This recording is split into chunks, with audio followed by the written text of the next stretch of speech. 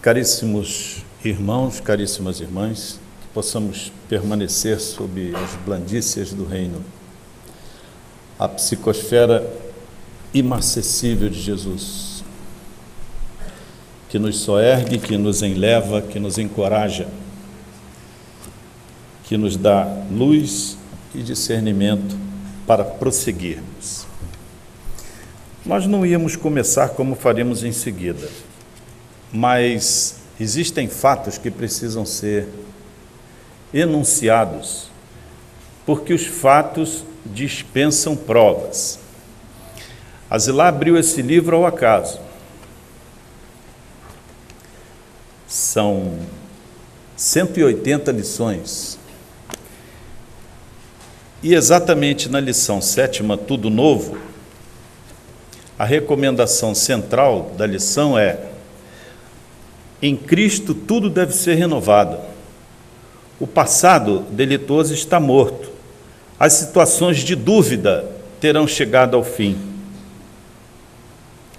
As velhas cogitações do ser humano carnal darão lugar à vida nova em espírito. Este é o conteúdo da palestra.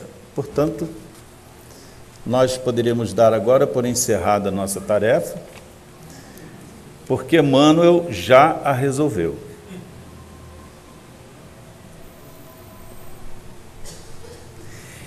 E na sua prece, a Zilá se referiu às pedras do caminho que existem em todos os caminhos, que devem ser observadas de uma maneira peculiar, mas somente perceptível por aqueles que adotam a atitude do Espírito que viceja em nós. Nós somos um espírito que anda, nós não temos um espírito, nós temos um corpo de carne. E a simples mudança de atitude mental nesse momento, ou em qualquer momento conflituoso ou decisivo em nossas vidas, pode determinar um porvir ditoso ou desditoso. A regra é que as nossas opções nos têm levado para a infelicitação, na maior parte dos casos, porque as nossas escolhas não obedecem a este princípio. Daí vivermos num mar de aflições. Não é por acaso que o capítulo 5 do Evangelho segundo o Espiritismo é o mais alentado, tem 15 folhas. É o maior deles, em páginas, em folhas, seguido do capítulo 6º, sobre o qual vamos repetir, que tem apenas 3 folhinhas, mas contém o maior conteúdo desse Evangelho. Exatamente porque fala do advento do Cristo Consolador. O Cristo se reaproxima da terra, está cada vez mais próximo, tátil, está cada vez mais perto do nosso coração, e apesar disso, a maioria de nós ainda não consegue percebê-lo.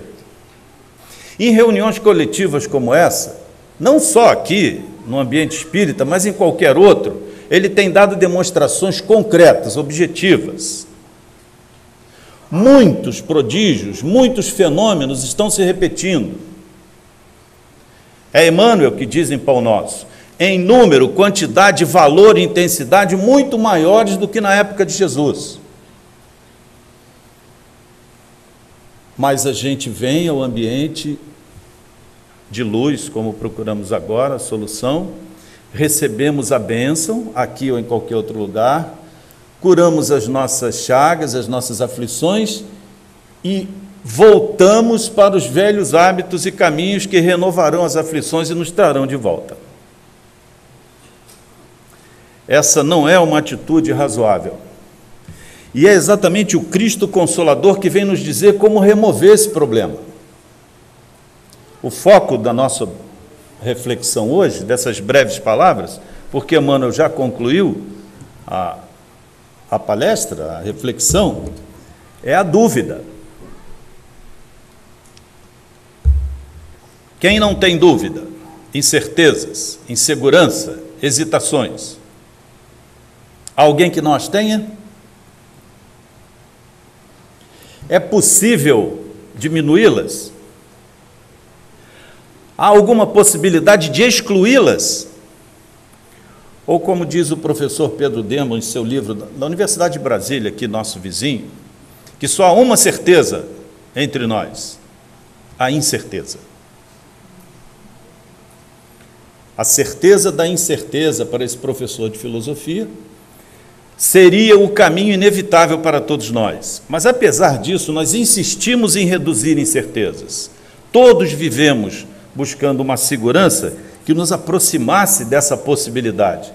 E como estamos reincidindo nos erros, renovando aflições ou problemas, a nossa atitude tem sido de ensaio e erro, ensaio e erro, ensaio e erro, até que a dor, sensibilizando-nos em profundidade, descerra escaninhos que nós não havíamos percebido então. O Cristo Consolador vem nos dar uma outra alternativa, sem a dor.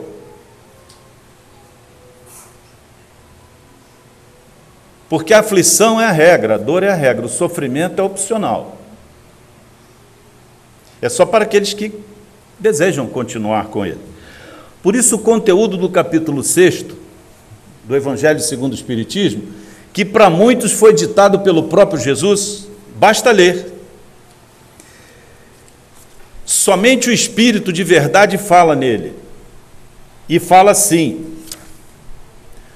sou o grande médico das almas e venho trazer-vos o remédio que vos há de curar. Venho como outrora aos transviados filhos de Israel trazer-vos a verdade e dissipar as trevas. Os que se opõem a essa ideia dizem assim: mas Jesus não poderia mediunizar ninguém. Ninguém com o nosso corpo. Realmente não há possibilidade nenhuma de qualquer de nós ser médium de Jesus, porque a diferença vibratória é tão grande que nós pereceríamos com a sua simples aproximação, provavelmente. Embora essa situação não seja impossível, como vimos numa experiência que o Divaldo viveu no México. Ele ia fazer uma palestra e teve um infartou. E os médicos disseram para ele que a sua estadia no México estava terminada. Ele ia ficar 24 horas em observação no CTI, iria fazer a viagem de volta se recebesse alta, e ali estava encerrada a sua tarefa no México. Os cardiologistas recomendaram que ele ficasse em absoluto repouso, nem pensar em coisas que trouxesse aflição para ele, por estar em outro país, problemas, etc., que ele evitasse. Ele estava descansando placidamente quando entra a Joana de Ângeles e diz: que fazes? E ele, um pouco indignado, pergunta a Joana: não sabes? Ou seja, minha mentora, que me acompanha há décadas, não sabe que eu tive um infarto? E já um pouco indignado, ele disse: eu estou praticamente morto. 70% da minha existência já acabou. Os cardiologistas dizem que eu estou entre 40% e 30% de vida. E você me pergunta o que passa? Ela: sim, o que passa? Nós precisamos trabalhar, levanta. Joana, não acredito, eu disse para você que eu estou 40% morto, vivo, 60% morto. E ela disse: não tem problema, porque eu já estou 100% morta e estou em plena atividade. Vamos ao trabalho. Joana então explicou ao Divaldo que ela não seria a portadora da mensagem, seria uma Soro, que é a entidade que protege todo o México. E essa entidade só poderia se aproximar da Terra em circunstâncias especialíssimas. E ela teria uma mensagem a dar. Então o Divaldo foi obrigado a levantar, ficou 2 horas em transe, e depois que acabou a mensagem, recebeu a alta que ele esperava, porque estava absolutamente renovado. Para espanto e perplexidade dos médicos. Joana de Ângeles serviu de médium para esse espírito de elevadíssima hierarquia, num sistema não muito bem compreendido, ela explicou rapidamente pelo Divaldo, mas a médium dessa entidade extraordinária foi a Joana. E a Joana só replicou, só reverberou o que ela havia dito. Então não há nenhuma impossibilidade, sob o ponto de vista da comunicação, de seres de elevadíssima hierarquia com nós que, como vermes, nos arrastamos por essa terra. Porque a intermediação de outros pode fazer com que esses filtros permitam a mensagem chegar até nós sem maiores dificuldades.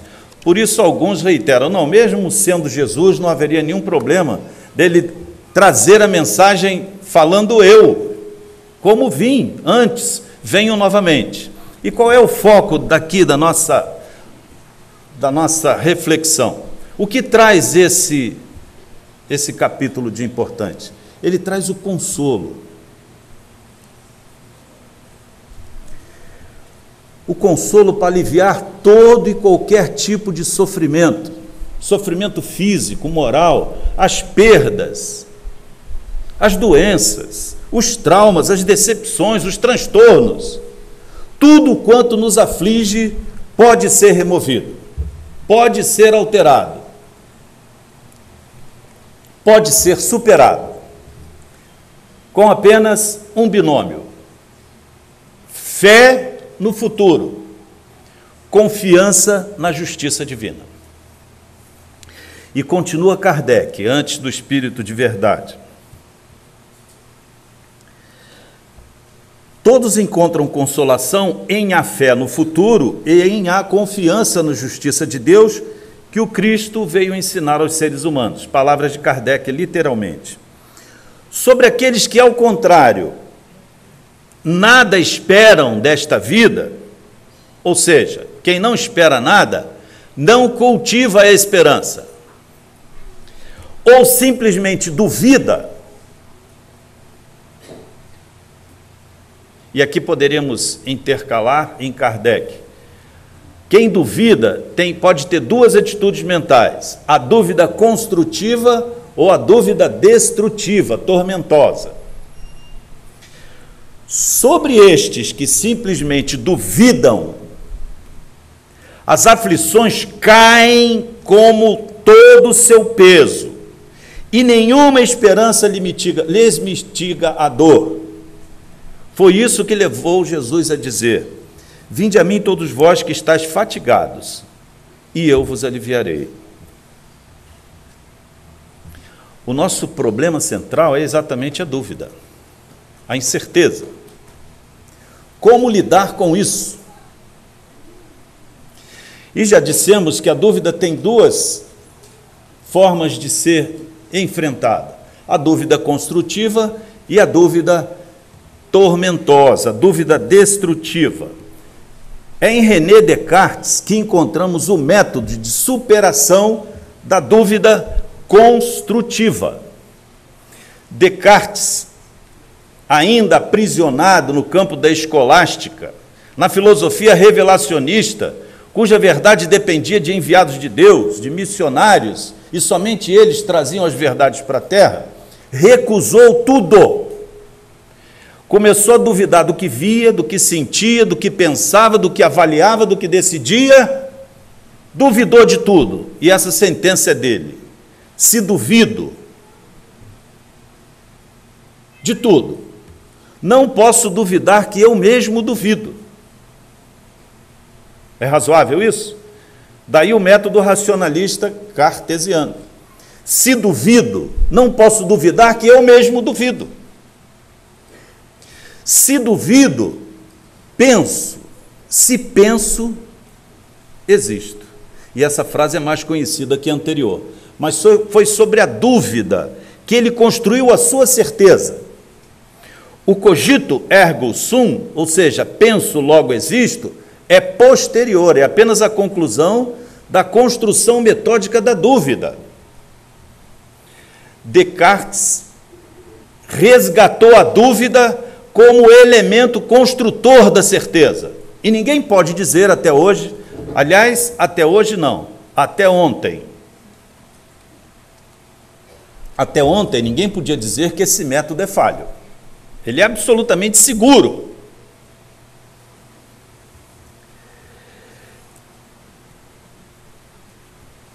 Descartes, dessa forma, construiu uma certeza para si mesmo,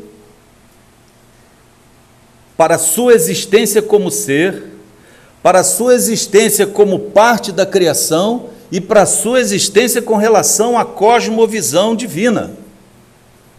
Porque disse ele: se duvido, não posso duvidar que duvido.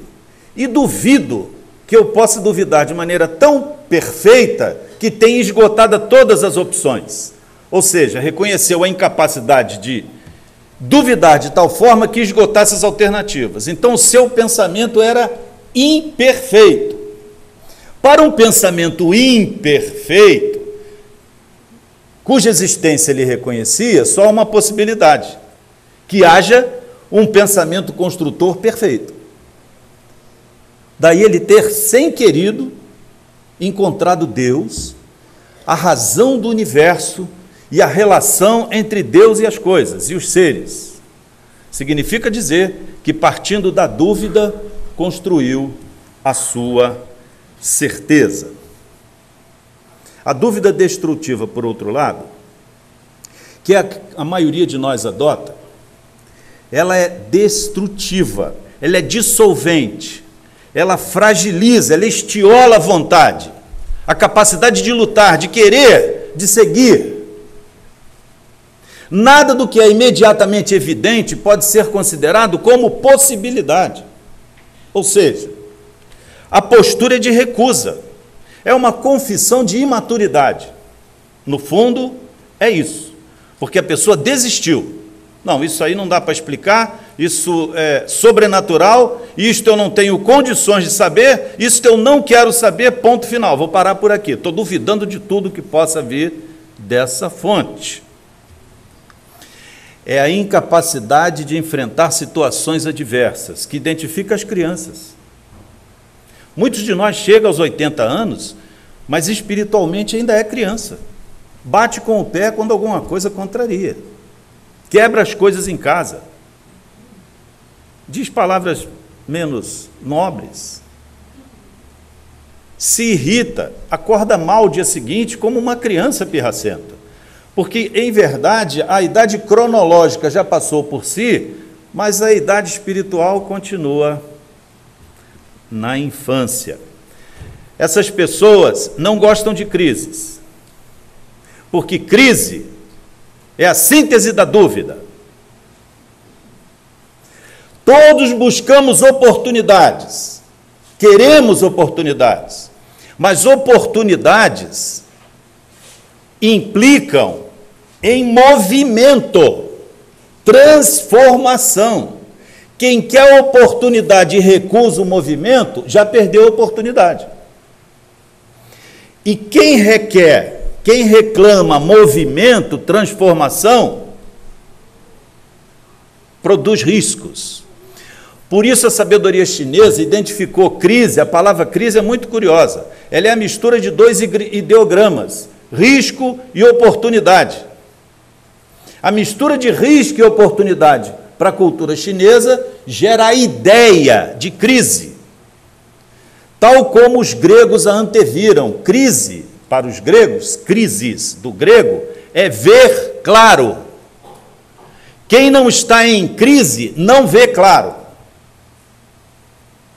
Implica considerar que para nós vermos claro, nós precisamos de crises. A dúvida é das melhores companheiras. Aliás, na mediunidade, muitos se afastam da casa espírita por causa da dúvida. E a dúvida é a regra. Se é na vida em geral, na mediunidade é muito pior, porque a dúvida reside no âmbito das percepções de profundidade. Se no plano objetivo já é difícil a gente chegar a certezas totais, imagina no plano do subjetivismo, da psique, do espírito. Então, muitos se vão sem terem enfrentado, estudado detidamente o fenômeno que ocorre em si e num nível profundo, não de superfície, não facilmente detectável. Por isso, quem se consagra à dúvida construtiva não vê obstáculos na vida, vê desafios. Aliás, essa é uma técnica de um médico famoso hoje, Jorge Augusto Cury. Ele tem um livro só para ensinar como transformar obstáculos em desafios, que no final são exatamente a mesma coisa. Depende da atitude mental de quem o arrosta, de quem o enfrenta, de quem o defronta. Significa dizer que não há uma só situação aflitiva que não tenha um enorme conteúdo de luz que recusamos por causa da dúvida destrutiva. Não, eu não vou conseguir, eu não sou capaz. Mas eu não quero essa zona de desconforto para mim. Não, eu não vou enfrentar esse caminho. Não, esse problema eu não quero resolver com o filho. Resolve você, porque eu já perdi minha paciência. Como se paciência fosse algo que a gente pudesse perder. Paciência é aquilo que se tem ou não se tem. Ninguém perde o que não tem. Que quem tem, não perde. Dizer que perdeu a paciência é um contrassenso. Eu perdi a paciência. Não, você não perdeu. Se tivesse, não a perderia. E quem perde a paciência com frequência acaba se tornando paciente pela enfermidade. Ou seja, nós temos dois caminhos: ou nos tornamos pacientes pela dúvida construtiva, ou pacientes enfermos pela dúvida destrutiva, tormentosa. Não há outro caminho. Desafios são degraus. Quem olha as aflições da vida como estâncias de superação, a cada dia é mais forte. Ao contrário do outro, que se amesquinha, se diminui, fica para trás. Jesus nos quer fortes, respeitáveis, célebres, dignos, gloriosos a todos, mas não pode fazer isso por nós. Precisa que nós façamos por nós mesmos aquilo que ninguém pode fazer por nós. A dúvida construtiva gera motivação, alegria de viver, a certeza de que o amanhã será muito melhor, e ele sempre é muito melhor. A dúvida destrutiva gera revolta, inconformação, desânimo, a redução drástica do sistema imunológico, enfermidade. Hoje dizem os neurocientistas, reduzem o tempo de vida. Seja pela depressão, pelo desânimo ou qualquer outra atitude de dúvida destrutiva dessa, o nosso caminho é do suicídio indireto. Já ouviram falar nisso? André Luiz, em suas obras, detalha de maneira muito minuciosa o que significa ser completista e suicida indireto. E todos nós que estamos no ambiente espírita sabemos das dificuldades que passamos, aqueles que optam por interromper ou reduzir o tempo de vida.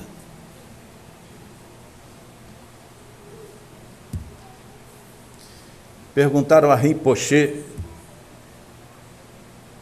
se essa situação não configuraria uma compaixão idiota. O desafio era a eutanásia, a redução do tempo de morte. E Rinpoché disse assim: eu não conheço nenhuma compaixão que possa ser adjetivada de imbecil.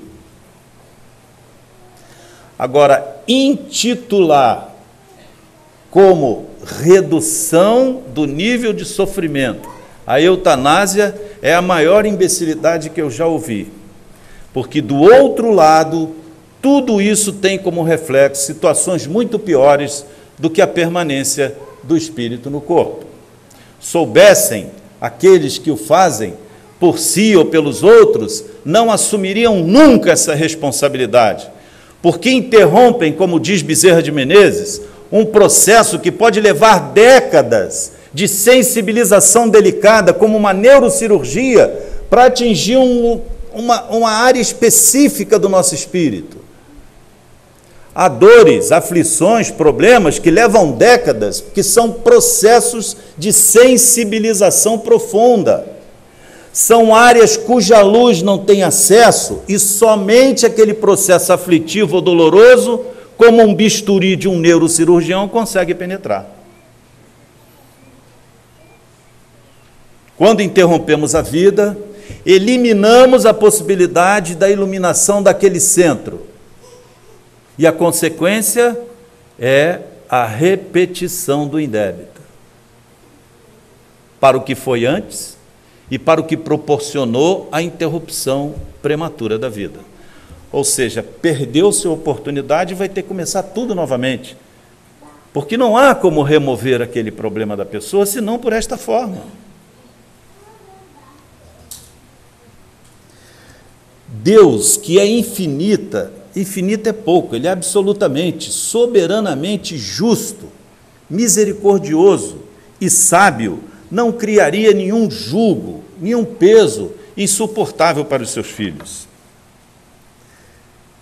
Por isso Jesus, por João, disse assim: se me amais, guardai os meus ensinamentos, e eu rogarei ao Pai, e Ele vos enviará outro Consolador, a fim de que fique eternamente convosco. O Espírito de verdade, ele antecipou, com João, que o mundo não pode receber, porque não o vê, e absolutamente não o conhece. Mas quanto a vós, conhecê-lo-eis, porque ficará convosco e estará em vós, como um novo Pentecostes. Derramarei meu Espírito sobre toda a carne, e este momento se aproxima de maneira célere. Porém, o Consolador, que é o Santo Espírito, que meu Pai enviará em meu nome, vos ensinará todas as coisas e vos fará recordar do que vos tenho dito. João, capítulo 14, 15 a 17 e 26. Ou seja, se ele vem ensinar todas as coisas, é porque Jesus não disse tudo. E se ele vem recordar, é que muita coisa que ele ensinou foi compulsada, foi modificada, foi alterada em benefício de interesses menos nobres.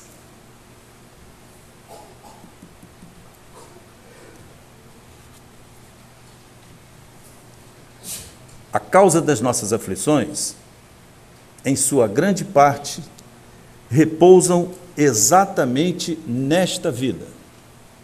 Algumas que são crônicas, insistentes, e por mais que a gente lute não consegue superar, vêm de existências anteriores. Por isso a questão central da filosofia até hoje, que até hoje não se conseguiu resolver, nesta lição é superada. Jesus nos conduz ao raciocínio da razão de estarmos aqui, da onde viemos e para onde iremos.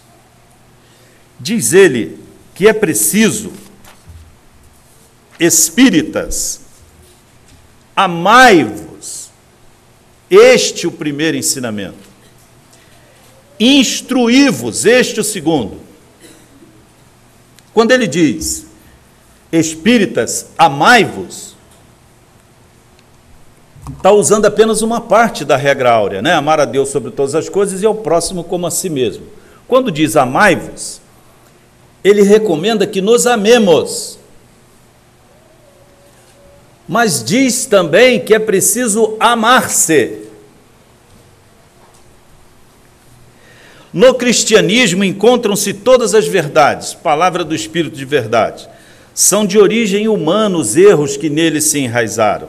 Eis que além túmulo, que julgáveis o nada, vozes vos clamam, irmãos, nada perece, Jesus Cristo é o vencedor do mal, sede os vencedores da impiedade.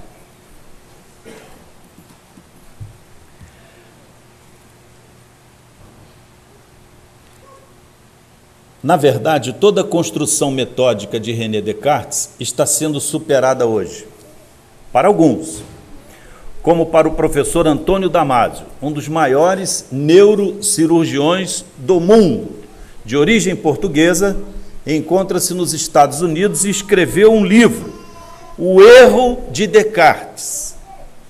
Qual é o erro de Descartes? Diz Antônio Damasio. A regra fundamental não é penso, logo existo. É sinto, logo penso. Por que Antônio Damasio, como muitos outros, como Candace Pert, imunologista famosa hoje no mundo, cujos livros têm confirmado tudo quanto os espíritos têm dito, afirma que não é penso, logo existo, e sim sinto, logo penso.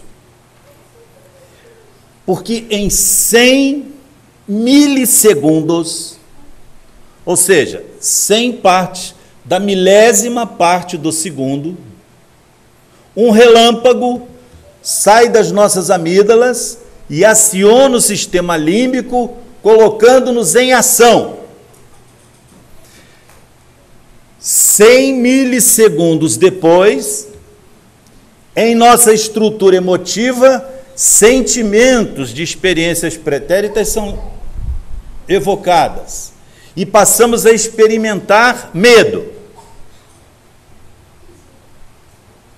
angústia, revolta, ciúme, ódio.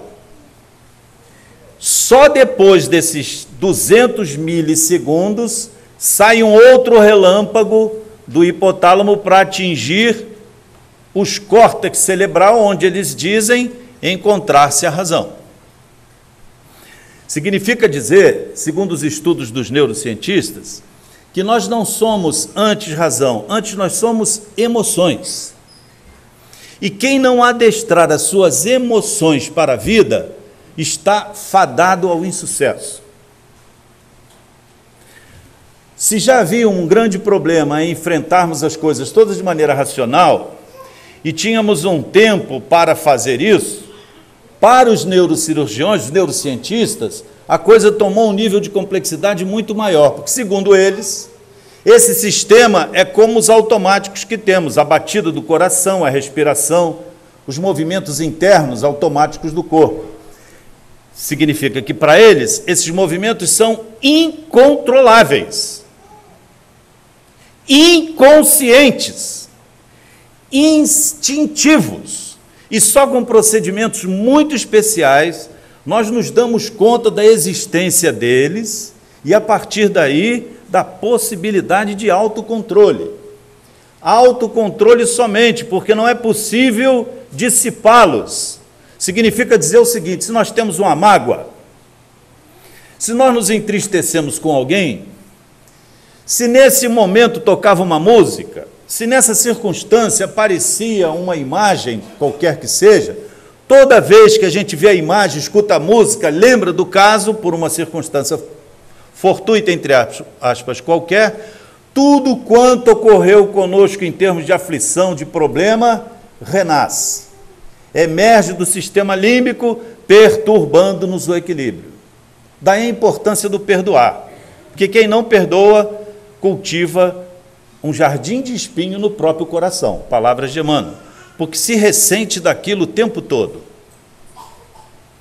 Para os neurocientistas e para Jorge Augusto Cury, não é possível suprimir essa leitura, essa memória. Não há possibilidade. A única possibilidade é controlar o fenômeno. Jorge Augusto Cury vai mais além. Ele diz que é possível reeditar o filme da própria vida, recompondo velhos débitos, perdoando velhas mágoas e tristezas, enfrentando os problemas de maneira construtiva, corajosa. Só que coragem é um sentimento também, e está na mesma área do cérebro.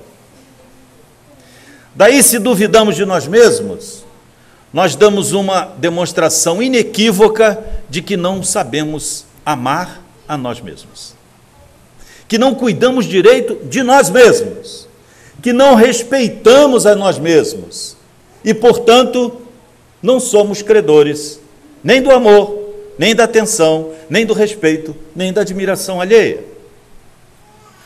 Esse conhecimento está tão difundido que é um professor da Fundação Getúlio Vargas, falando de sucesso empresarial no Brasil, que está recomendando às futuras lideranças a trabalharem o tema.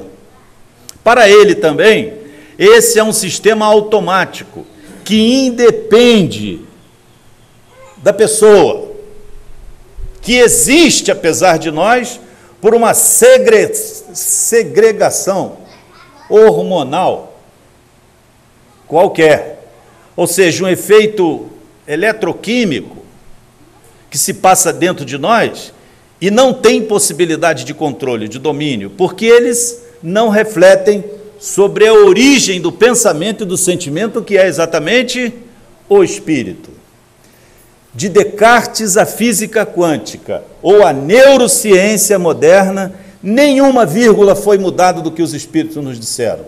Em Leon Denis, o problema do ser, do destino e da dor, que examinamos esta mesma estrutura, somos pensamentos, sentimentos e vontade. Vontade que é um leme, que nos conduz para onde quisermos, determinando se vamos adotar a dúvida construtiva ou a dúvida tormentosa. E diz o professor Moisés Fleischneifer, professor da FGV, para os empresários de sucesso, para as lideranças empresariais hoje, é preciso ter essa inteligência emocional ou não há possibilidade de êxito? Porque não somos mais objetos, simplesmente racionais e técnicos, mas cada um de nós tem um acervo, um capital intelectual que não empresta ao sucesso de ninguém, empresa alguma, se não for igualmente mobilizado a ela. E aponta o caminho. Se com René Descartes nós tínhamos que privilegiar a razão, hoje com a neurociência nós temos que aprender a nos amar. Amar a nós mesmos, a respeitar-nos. O que é um verbo difícil. Amar a nós mesmos é uma coisa que não sabemos fazer, a começar pela nossa atitude diante da vida. Quando dizemos que não conseguimos, não somos capazes, não queremos prosseguir, nós estamos dando um certificado público de falência para uma vida que é infinita em oportunidades. Eu disse infinita em oportunidades? Infinita em oportunidades, mas infinita em riscos também, porque não há oportunidade sem risco.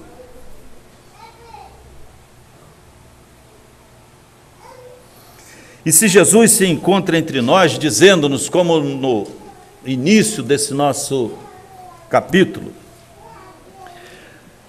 vinde a mim todos vós que estáis aflitos e sobrecarregados, que eu vos aliviarei, tomai sobre vós o meu jugo e aprendei comigo que sou manso e humilde de coração, e encontrareis alívio para as vossas almas, porque suave é meu jugo e leve o meu fardo.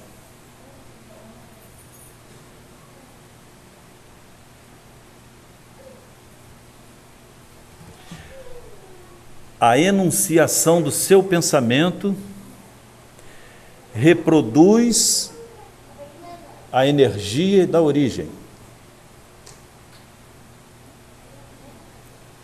É por isso que lhes disse que o fenômeno da presença de Jesus acontece em muitas situações hoje, especialmente quando as pessoas se reúnem para refletir sobre o valor da verdade, da dúvida, da fé, da certeza no porvir. E muitos de nós já é capaz de experimentar a pacificação que representa deixar que reverbere dentro de si: vinde a mim, vós que estáis fatigados, que eu vos aliviarei. Porque da mesma forma que o nosso pensamento produz alterações físicas, o pensamento de Jesus, desde que foi enunciado, permanece reproduzindo alterações físicas, eletroquímicas, espirituais no nosso meio. Ele está presente, ele se encontra entre nós e espera que nós, pelo menos um pouco, pelo menos agora, estejamos com ele. A paz íntima que muitos experimentam e se sentem fora do chão, e se emocionam, e se exaltam, e prostrados agradecem a presença de Jesus, é demonstração da sua misericórdia, perpétua, incondicional, permanente por nós, porque nenhuma de suas ovelhas se perderá. E para muitos de nós que temos praticado suicídio indireto, ou o suicídio direto, antecipando a nossa morte, ou reduzindo as possibilidades de vida, seria razoável aproveitarmos o momento e dizer: Senhor, amparai-nos, Senhor. Amparai-nos porque sequer sabemos como vai funcionar o nosso sistema límbico no momento das crises decisivas. Porque virão, porque são necessárias, porque são úteis, são imprescindíveis, Senhor, que venham, porque nós não suportamos mais. E esta não é uma confissão de falência, Senhor, mas de súplica. A corrupção, a violência, o desrespeito, a dissolução dos costumes, o desregramento sexual, o enúncio, a anunciação do caos que parece tomar-nos a todos. Ajudai-nos, Senhor, neste momento sublime e glorioso de transição, quando as oportunidades infinitas de prosseguirmos se nos apresentam. Permiti-nos, Senhor, que tenhamos visão mais clara, que as nossas emoções não nos traiam, que a nossa razão não hesite, não se perturbe, não trepide diante da necessidade de fazermos a opção pela vida do Espírito, Senhor, pela vida definitiva, e não da carne, que nos tem enganado há tanto tempo. Que a vossa luz, Senhor, que permeia todas as coisas, dos átomos mais singelos, a Mãe Terra, possa encontrar em nossa alma reflexo, receptáculo, acolhimento, Senhor, de maneira que tenhamos possibilidade de enfrentar a nós mesmos. O enfrentamento decisivo para aqueles que, como nós, decidiram ser protagonistas, sujeitos e não objetos de transformação. Nos comprometemos convosco a ser aqueles que vos seguiriam, que vos testemunhariam diante dos outros. Dá, Senhor, que como neste capítulo que refletimos, onde cultivas as sementes divinas da vossa energia no silêncio dos nossos pensamentos, que o silêncio que fazemos agora possa ser terreno fértil, Senhor, à recepção da Tua bênção, da Tua mensagem. Que possamos ser tal como flores no campo, Senhor, que a semelhança do orvalhar da madrugada que, como agora, procurando as flores como os nossos corações,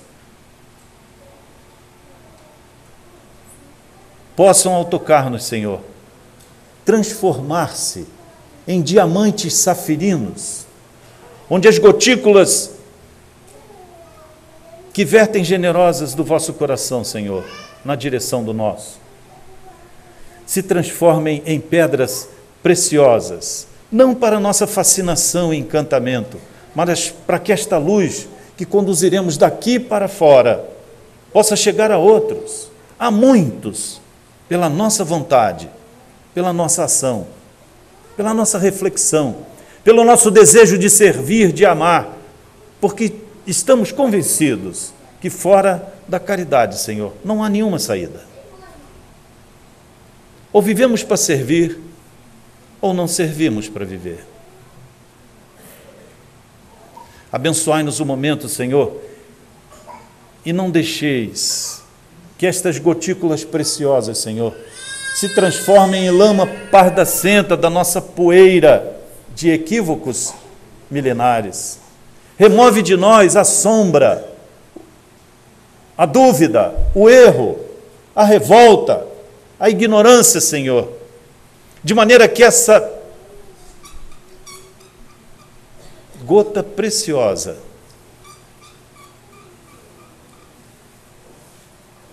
possa encontrar em nós o terreno digno da vossa presença. Fortalece-nos, Senhor, com mais paciência. Paciência que ainda não temos e queremos conquistar. Com mais resignação, Senhor, para saber continuar porfiando naquilo que não pode ser mudado ou não deve ser mudado, porque prejudicaria a nós mesmos. Assome-nos a vossa coragem, de maneira que, sentindo-nos convosco, nada nem ninguém nos possa obstar o caminho e tudo quanto nos cerque se transforma em desafio. Desafio para aqueles que sabem, como vós, Senhor, que nascemos para a glória do porvir. Despertai-nos, Senhor, para a tolerância sem conivência. A tolerância daqueles que continuam no caminho do bem, da honestidade, da probidade, da fraternidade, da harmonia, da paz, apesar de em volta de si, inclusive entre os parentes, muitos não desejarem continuar conosco. Que saibamos distinguir entre tolerância e conivência, de maneira que não perturbemos, Senhor, a vossa criação. Muitíssimo grato pelo dia de hoje, muitíssimo grato pelo momento que passamos, muitíssimo grato pelas vibrações sereníssimas que o vosso coração, como num abraço fraterno, deposita em nosso corpo e em nossa alma, Senhor, como remédio, como bálsamo, como consolo que viemos buscar neste dia tão importante para as nossas vidas. Mas não anelamos senão permanecer convosco. Abençoai-nos o momento, a existência e a vida, de maneira que por onde formos, possamos ser testemunhas da vossa presença. Que assim seja.